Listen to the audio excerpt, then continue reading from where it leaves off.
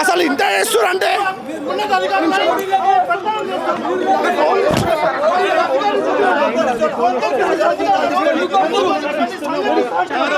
ఈరోజు అధికారంలోకి వచ్చే వరకు నిరుద్యోగులు కావాలి.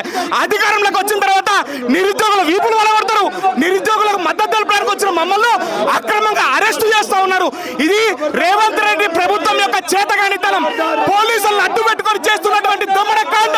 ఈ దమనకాండను భారతీయ జనతా యువ మోర్చా తీవ్రంగా ఖండిస్తుంది. తప్పకుండా మేము కేసీఆర్ ప్రభుత్వాన్ని ఏ రకంగా గద్దె దింపినామో అదే రకంగా రేవంత్ రెడ్డి ప్రభుత్వాన్ని కూడా గద్దె దింపుతాం. విద్యార్థులను పోలీసులు ఇష్టానుసారంగా తిట్టడం, అసలు పోలీసులకి రైట్ ఎవరిచ్చిరు? ఇలా రేవంత్ రెడ్డి ప్రభుత్వంలో విద్యార్థులకు రక్షణ లేదు, యువకులకు రక్షణ లేదు.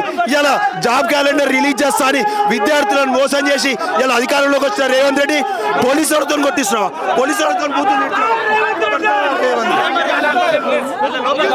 ఇలా పోలీసులను పెట్టి విద్యార్థుల వీపులు వాళ్ళు కొట్టిస్తావా?